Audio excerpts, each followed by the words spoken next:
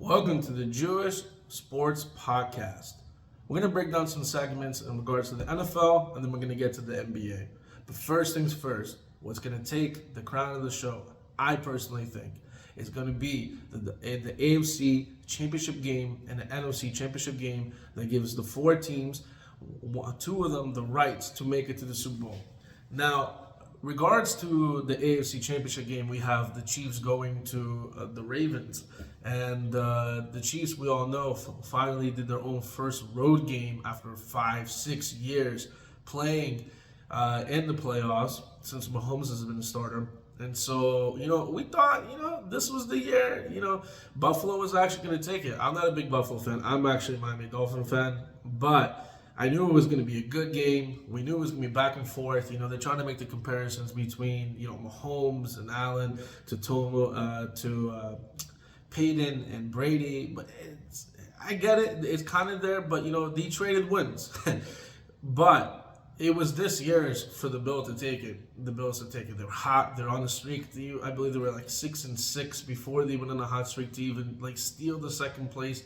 They were like 5% to even make it to the playoffs at that point. It was going bad for them. And then, Josh Allen came in and played superhero. But anyway, we're not going to talk about too much of the Bills right now. We can put that in a later segment. Really, why I'm bringing it up is because right now, again, the Chiefs are the underdog. I believe last time I looked was negative, on the 3 points, -3. For some reason, my computer ain't working, so can't put that information in a second. But what I can say and give some good commentary on is I'm a little skeptic on this because the Chiefs, this was their down year. This is when they looked more human than they did look like they're just top tier and nobody can stop them. It didn't really look that great in the season because they didn't invest into the receiver core. They're very expensive. They're top heavy on their float on Mahomes and top heavy with the rest of the crew. I got to look up the salary caps, but they didn't pick up any receivers. We got Mahomes Magic, we got Air Mahomes, we got Michael Jordan Mahomes. He's got that killer-esque in him. I think he's got a very Jordan-esque, especially the W he pulled in Buffalo. And versus Miami, I'm a Miami Dolphins fan, but we all knew they're cold and they're going to be served up to be sushi rolls. Chiefs were just going to cut them up. They were done. It wasn't going to move.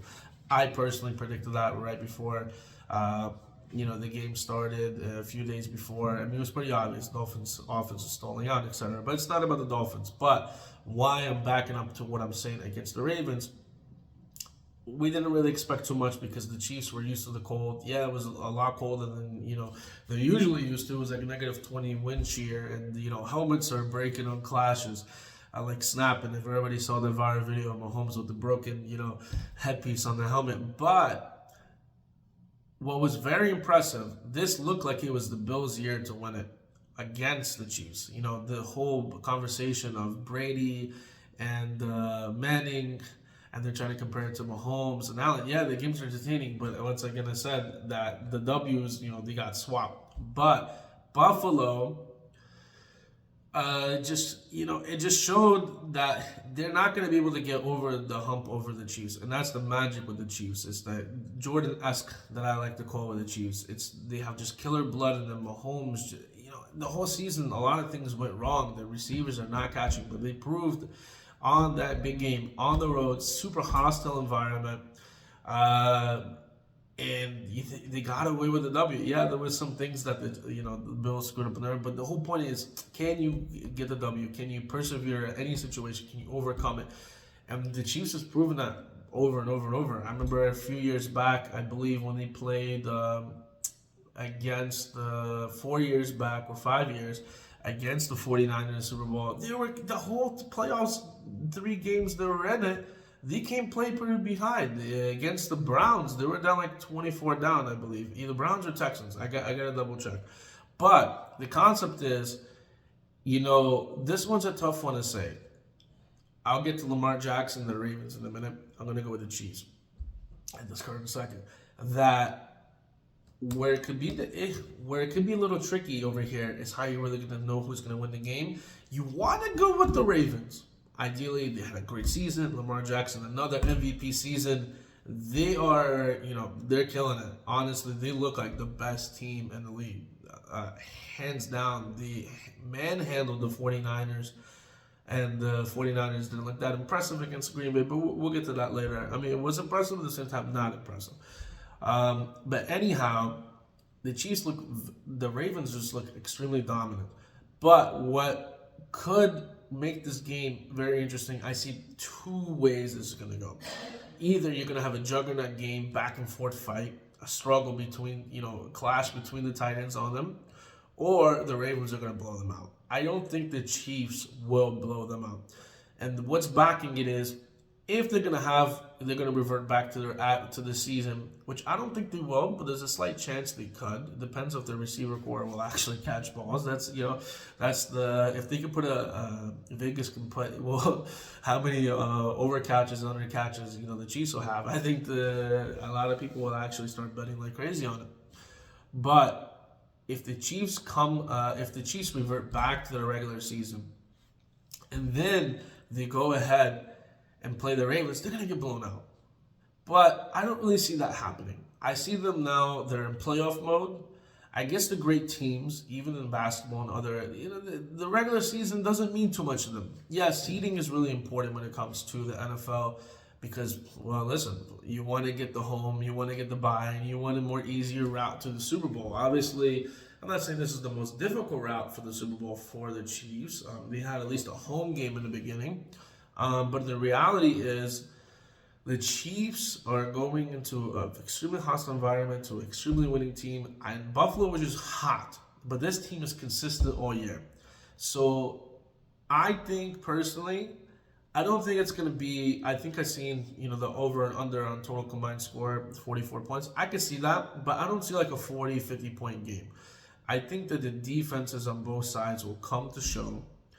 But I think that, the Chiefs are going to rely very heavy on their offense because they need to score. I think the field goals is not going to cut it for them. I think this game, they got away with it a little bit with the Ravens, but it's going to be a hard defense game. They got to score touchdowns. That's the reality of it. The receivers got to catch the ball, and Kelsey's got to have another spectacular game, and maybe they should do over and under how many times Taylor Swift gets shown, and even maybe just Jason Kelsey. But I think it's going to be close.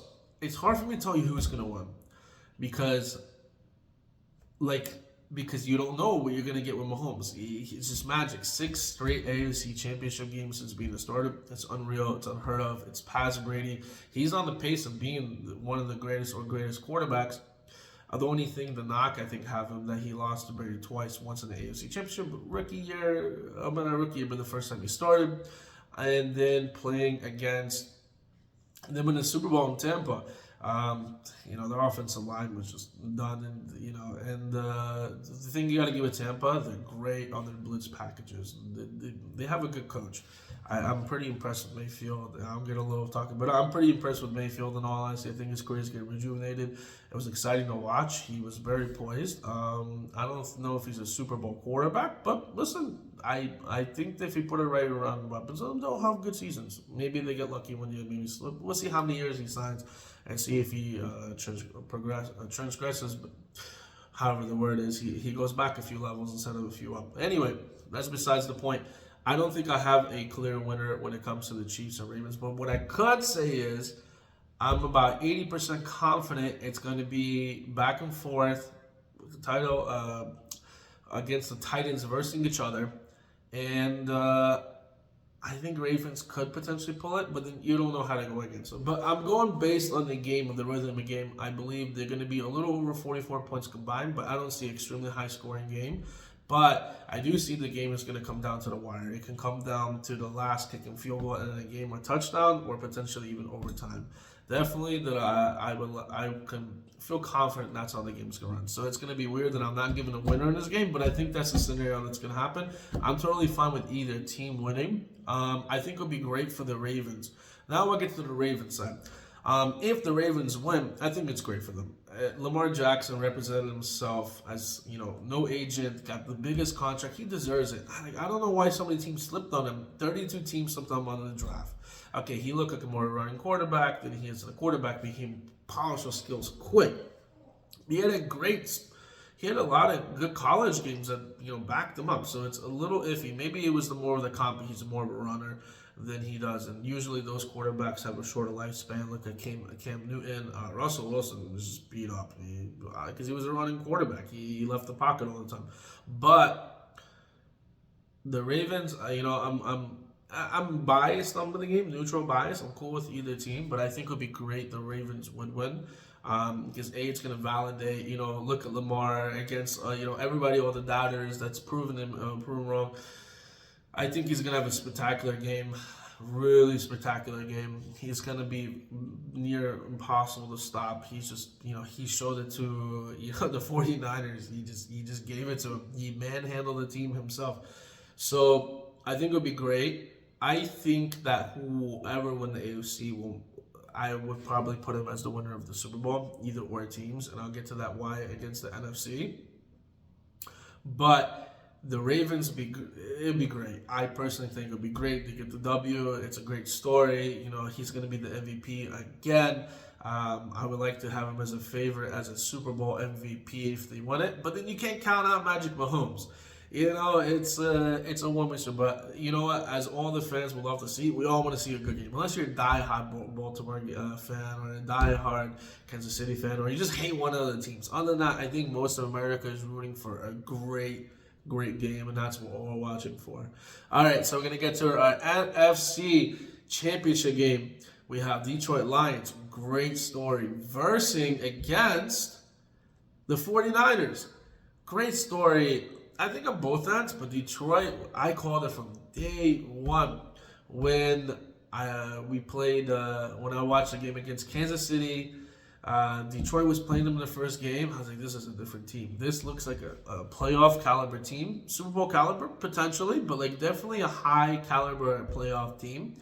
Dan Campbell, he is a gutsy man, and I think he's got the toughness and that culture, that environment in Detroit is vibing off that, and they are that team. They're not a perfect team, but you gotta be aggressive, and you gotta be able to be a powerhouse in NFL. It's nice and cute, I think on first take, or first things first, we had the break dancers for the Miami Dolphins. That's cute, but they kind of did. But listen, their schemes work more or less, but they need to get, more aggressive definitely next year, and their offense can't be stalling out, especially towards the end. But regardless, we're not. I like to go back and forth because I'm relating to it. But Detroit Lions, well, I personally think it's going to be another close game. I don't think we're going to have a blowout either side. But what I could say is I think we're going to have another rerun how the Green Bay Packers versus against the Niners. I think the Niners are going to get a little bit ellipsed over from Detroit. I think Detroit's going to come with this energy. They're just on fire. They had a great season. Their momentum is really kicking in. The Rams is very respectable.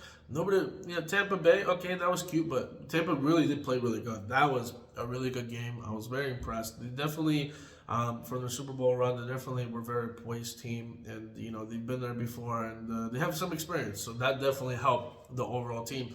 But I think Detroit is going to get ahead against the 49ers. I think the 49ers, again, are going to have to play behind. And the 49ers haven't played much behind. They don't really win behind. Last week, they played behind. I think that I'm not a fan of the bye week. And I'll be honest. I think it takes teams off rhythm. I think, it makes them healthier, but they're off rhythm. I think, sometimes they say it's an easier road to Super Bowl. For some reason, I'm not a bigger fan of it. I like the wild card game. But as 2-3, like a high tier seed versus a 6 or 7, I like that as a higher tier. But they just don't look like they were mentally ready. We don't even know Deebo Samuels is playing. He's really the superstar. Brock Purdy, he's good. He's legit. He's good. I'm a fan of his. Now, I don't think he has a superstar caliber at this moment, or could he, or the ceiling? We really don't know. He looks like an average quarterback, but he's surprising a lot of people. But Detroit, I think they could really come in there and shake the house. And, that's the last thing that the 49ers want is a repeat against, the Green Bay Packers and come back from behind. And Green Bay is a great story. I mean, we'll touch on another second, but I think they're going to have a great year next year. Jordan Love, he reminded me so much of Aaron Rodgers. I guess 4 years under the belt, 4 or 5 years. I could be wrong, but we'll double check later. Fact check me. But but he had a lot of years sitting on the bench. And I think I'm a big fan of, players sitting on the bench with your Hall of Fame quarterback like that, so they can learn, instead of just throwing them in the pit. Like CJ Stroud is more of kind of that quarterback that, he has it. But you don't get that much of those kind of quarterbacks that can just come in and take them to the divisional playoffs right off the rookie year. I think he's going to be spectacular. We'll touch on him in another segment. What could we expect from that in the next year? Maybe the Texans are going to start really being very aggressive towards free agency. But back to Detroit and the Niners, I think Detroit might actually pull out of this one. I wouldn't be surprised if 49ers win. But I'm kind of rooting for Detroit to pull out of this one. It's a great story. They haven't been in the Super Bowl. This is the first time in the Super Bowl era they even got it this far. First time they held multiple playoff games, even at home back-to-back. And then the first time they won, like I'm 31, they probably, like 32, 33 years, I wasn't even alive yet. I think it's a great story, great momentum. But I think the 49ers will be more ready to play, but they may come play again from behind just because I don't think they're going to get blitzed like they did with Green Bay. I think it's just Detroit could be overwhelming. But maybe they're going to show up to play. Christian McCaffrey is just going to go beast mode, and they're going to be very centric on running him again. Brock Purdy will get some good looks. But I think the last thing the Niners want to do is play from behind again. And I think even if they get past this, then you're going to have that potential of happening again in the Super Bowl against either the Chiefs or the Ravens. So great games. I think Detroit's going to be taking it over. We got to look at the spread. What I personally think they're going to go over it. They're going to take the W. Detroit's going to go to the Super Bowl. I know it's a ballsy move because the Niners are just stacked, but they're missing Deebo Samuels. I don't think they're going to come back from behind again. They don't want to play from behind again, so the 49ers are really going to have to win by playing in the front. They're going to have to do that in order to win the Super Bowl for this game, and if they go to the Super Bowl, they have to play in the front. I don't want to see Brock Purdy come from behind again, especially he has to wear a glove for a little bit of rain. That's a little bit scary because it's, San Francisco, I'm not sure too much of the weather there. I know Los Angeles, other than the Super El Nino, which was there last year, which was cloudy and rainy. I live in Florida. The weather is overall pretty good over there, so a little bit of weather throws them off like that. It's a little scary. I think 49ers, they can make it, but at the same time, they can be easily broken down too if they're not mentally there. So I'm pitting Detroit over. Great story with Goff. He has the experience. He's been in the Super Bowl before. He's playing fantastic. He's got his confidence back and rolling. So I personally think that Goff and the Detroit Lions and Dan Campbell is going to pull some gutsy calls, they probably could be doing a 4th and 3 on the 30 on the first thing in the game, making fake punts. You don't know what you're going to get. It's, they're going to go for more 2 points. So I think it's going to be a great game. I think America is going to be satisfied with these two games. I don't think there's going to be any letdowns or blowouts. I think we're going to have great competitive games. I'm putting Detroit over the 49ers. I know it's a ballsy call on my end. And I'm going to be neutral on the Chiefs and the Ravens. I just personally think we're going to get a close game down to the wire last second, and that's how I'm going to make the call. So, guys, we'll see. Maybe we'll do a watch live party on the games, or maybe for the Super Bowl. It depends how many viewers, how many likes we can get in these videos. And, we're all excited to see, where this is going to go. And, I'm a big football fan. I've been watching football like 04, 05 since a little kid. And it's been 20 years in the making and this. And, I'm always excited every season to see who pulls through in the end. And, who we think we can predict. Okay, so we're going to move on to our next segment. Jim Harbaugh goes to Los Angeles to play, to be the coach for the Chargers. He was a former quarterback there, former quarterback from Michigan. Wow, what a great story. I think the Chargers need it because, a lot of things are happening in LA. The teams, the Clippers are getting their own stadium. They got 4 superstars in there. The Lakers are always trying to be a comeback show. Jim Harbaugh coming, I think, is great. He just won a college football championship with Michigan. And it's exciting. We're looking forward to it. I'm going to touch more in this segment. But anyhow, we're going to go to the NBA next. We're going to go over, Doc Rivers. We had the NBA is trying to hype up this rivalry between Chet and Wemby. But Harbaugh, man, what a great story. We're going to dive deeper into that. What potential could bring in, and he'd be a real disruptor. And then on top of that, it's I'm really happy for Herbert. He's got a great coach ahead of him. I think really he's just putting the right pieces around Herbert. I think there definitely could be a Super Bowl caliber team with the right culture, the right mindset, and putting some pieces in play, and then working hard for Harbaugh. So we'll catch you next time on the Jewish Sports Podcast, and let's see what happens this Sunday. Hopefully we'll have a watch party on it.